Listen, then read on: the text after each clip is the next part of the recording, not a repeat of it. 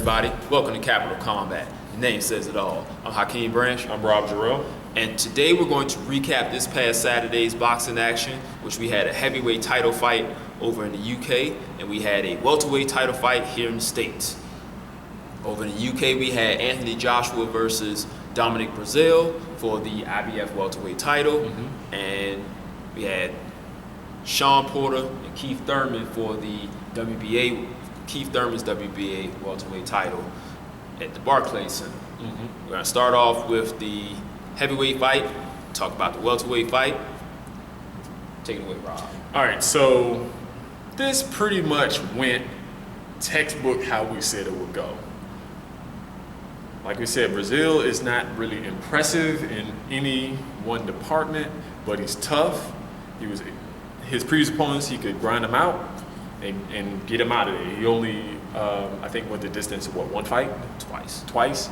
But he's going up against a guy, Olympic gold level pedigree, knocking everyone out, 100% KO rate, against the last 3 fighters he fought was undefeated. Yes. So that didn't really work well for Brezeale. I mean, he lasted 7 rounds, which is about 4 rounds longer than I thought he was going to last, because he took some shots. I think both of us were like, it wasn't going to go more than 6. Yeah. And once it got to the 7th, I was like, damn. I guess I have to be impressed with that because he's still standing.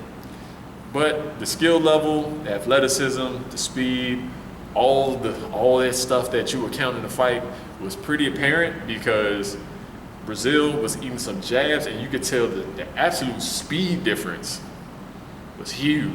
Yeah, like Brezeale was painfully slow in there against Joshua, and then there was absolutely no head movement at all. So anytime that Joshua did throw a jab, it pretty much landed on point.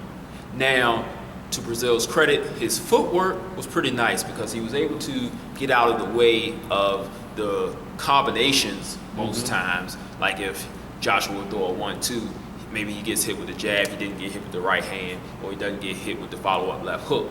So we have to give him credit on that.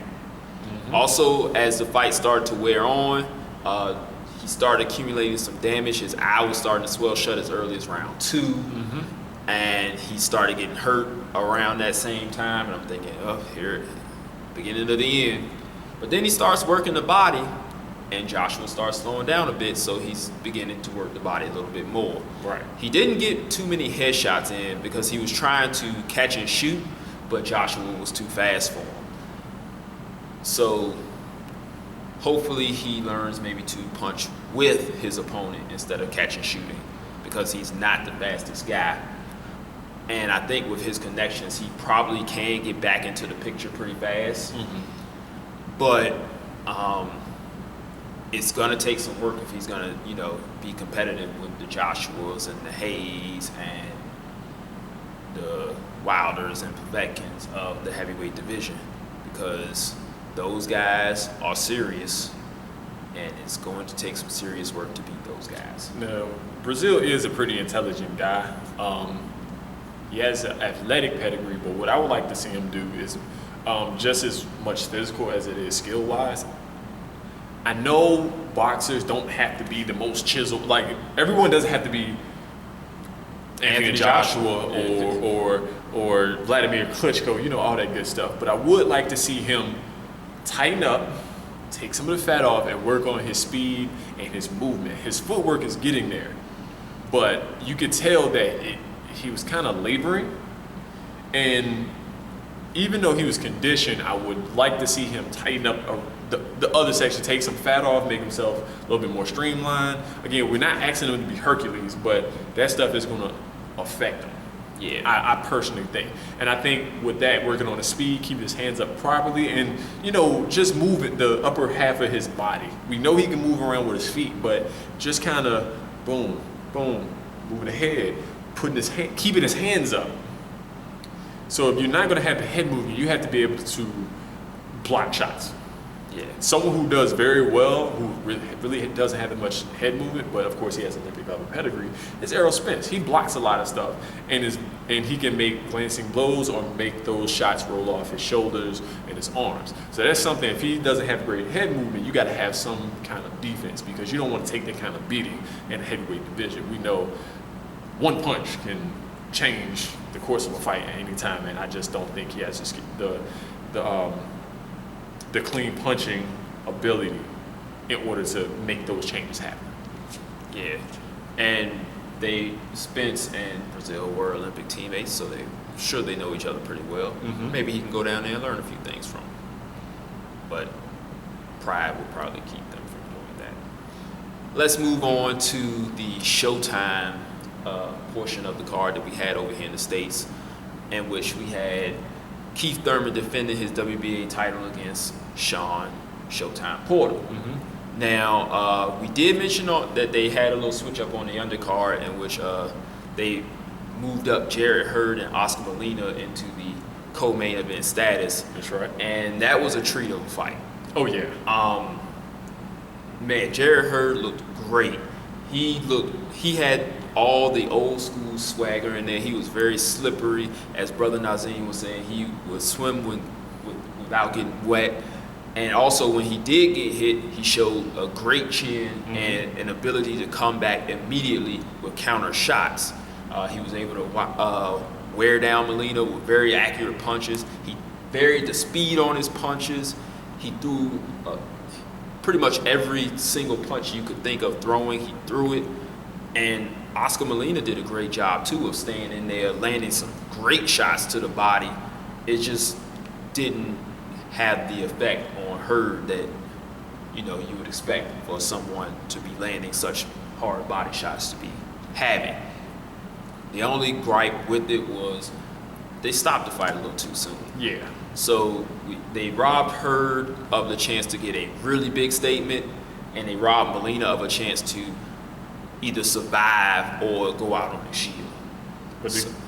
But yeah, it's that. I have to say, I'm sorry, that uppercut was just a thing of absolute beauty. Yes, that first round uppercut where he dropped Molina, man, it came out of nowhere, and you could tell that Molina never saw it coming, because he went down like a sack of potatoes, and he was just like, what the hell just happened? He was like, he wasn't really super hurt, but he was like, I don't know what just happened and why I went down, but I'm just mad it happened. And let me not get hit by that anymore. Right. But he did several times. So let's talk about the main event, because this fight was a very entertaining fight, and everything that you want to see when you have two young guys getting in there and giving their all, not only for the fans, but to show that they are the best. And I think that was the catalyst for this fight being what it was. Both guys wanted to prove to not only each other, not only themselves, but to the boxing public, the fans, the new fans. They just want to say, hey, I am the man. When I'm fighting, you need to watch me. And I think both guys made that statement on Saturday. That's right.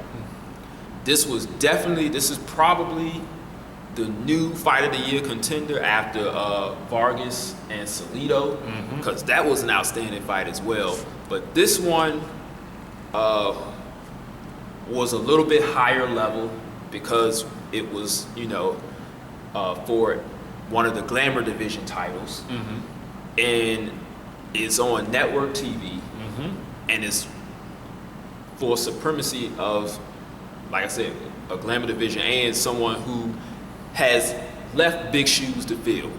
Let's just put it like that. People have left big shoes to fill. That's right. So let's talk about the action in the ring. I'm going to let Rob start off. I'm going to make a few points afterwards. Go ahead, man. What you got? All right, so what do we see? Pretty much, again, one of those things we said we would see in the preview. Porter being aggressive, working his way in, and trying to be as close to Thurman and working as much as possible. And we said Thurman was going to move. He was going to learn those showier punches, the cleaner punches, and he was much more accurate, clean, and quick on the draw. But what I like, and I love the things that each fighter did. Porter kept coming. I don't know what he's made of, because he took some shots where his knees buckled and anyone else would have went down. Took it, came back up, and kept coming. That was the biggest thing. A lot of guys, they take that shot, they have to regroup. A lot of the times, if he was knocked back and knocked off a spot, came back.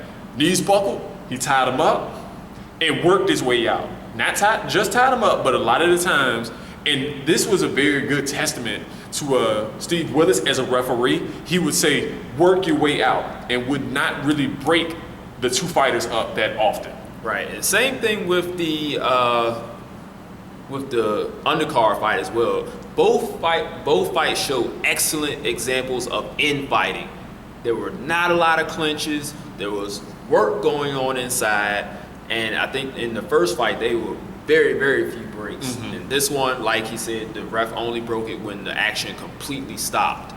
So again, that's a testament to Steve Willis as a referee. I love him as a referee, not because of the faces and his reactions, but the fact that being the third man, he makes sure the action continues, and he only steps in when it has completely stopped. Yeah. And so the fight ended for Thurman, unanimous decision, 115-113. Yeah. Which is cool, because in those rounds were razor thin. The closeness, because one, you either were looking at those accurate fast punches of Thurman, where he did catch Porter in spots, he would beat him to the punch or catch him coming in. Or Porter with his relentless aggression, and sometimes Thurman would come forward, Porter would give up ground, but then he would attack, working a beautiful jab to work his way in. And I don't know if you saw it, but when he did tie up, he would tie Thurman up when his back was to the ropes and turn Thurman around and put him right on the ropes, work the body and work over top. And he didn't smother his offense as much as he normally does. Yeah, but he did do it enough to where it was certain times, like there was that one round he had Thurman on the ropes, mm-hmm. and I looked down in the corner and you could see the judge kind of like looking really hard to see what was going on. Okay, first off, guys, let me apologize for the technical difficulties we experienced shooting this video. We ran out of battery, and so you're going to see the actual end of the video after this little short clip, because on the camera it showed us a certain amount of info, and so when I downloaded it, I got a different set. It ended at a different point than I thought it did, so our end to this video was under that premise. So let me just throw in really quick the points that we made at the end of the video that got cut out. So at the end of the initial video you just saw, I was speaking of how Porter was still smothering his work, and in doing that, the little bit that he did, it helped Thurman win the fight because the judges could not see him working. That's the problem when you're in too close. Even if you're just throwing punches like this, they don't really see those, and a lot of times they don't even count them because there's not a full punch range of motion going on there. Especially when you're dealing with sophisticated judges, they like to see the full form of the punch. Even if it's a short punch, they at least like to see the body mechanics going on with it, and they like to see a clearly landed blow. And with Porter being so close to Thurman, especially sometimes on the ropes where he didn't step back, it worked to his detriment. And then when he did step back, he was countered by Thurman. And another thing that we stated was that one of the reasons Thurman was so efficient with his counters was because Porter came in throwing the same style combinations and also the same speed. He never tried to set anything up. He just rushed in there and threw punches, and he was throwing them at the same speed. He never varied them up. He didn't touch Thurman. Everything he was going was 100%. And because of that, Thurman was able to tie him, punch in between him, punch with him. And because Porter was also punching a little wider than Thurman, Thurman was able to get there first. That is why he ended up edging the fight. Now, a lot of people, this fight was very close, as we mentioned in the original video. And if you think that Porter won the fight, you know, that's on you, because like we said, this is a very close fight. Some of those rounds were very close, and those little bitty things that I just mentioned were the reason that the judges gave the rounds to Thurman over Porter. If you are a fan of a guy working on the inside, no matter how close those punches land, then you might have scored those rounds for Porter. And that's okay, because if you've heard me say it once, you've heard me say it a million times, judging is subjective and not objective, as much as people want to claim that it is. It's based on that judge's preference, and they preferred Thurman. So, with that being said, Rob and I are going to end this video now. Thanks, guys. And once again, I'm sorry about the technical difficulties leading to this video being so choppy. And we're back. Yep, we ran out of battery. Sorry about that. But really, we said everything we needed to say in the video, part 1. So really, what's next? Keith Thurman has been calling out Danny Garcia, which sounds like a good idea. Danny hasn't fought since he beat Robert Guerrero in January, correct? Right. He'll probably have a fight sometime in the end of the year or maybe early fall. If he doesn't go straight into the Thurman fight, Yeah. I doubt that happens. But it's something to look forward to. And then Porter, he probably only slipped a little bit in the rankings, if any. So he can get right back in there against somebody. And we just keep this welterweight thing going. Because like we said, it's a lot of players right now in the junior, super, and regular welterweight. You got guys moving up. You got guys that may come back down. All kinds of things. So just keep your eyes open. And we'll be excited to see anybody step into the ring and give us what they got. So that's it, guys. Make sure you like this video. Subscribe if you have not. Hit us up on all the social networks. Links down below. And we'll see you in the next video. Peace. This is round 1 and you've already lost. They don't seem to see that everything we've done is coming and cost. My fists are on fire, I perform till I perspire. My demons are in a rage, keep thinking that it's a game. I kick rhyme, hurricane. I told them I don't play, I'm liquid. Black Street Fighter.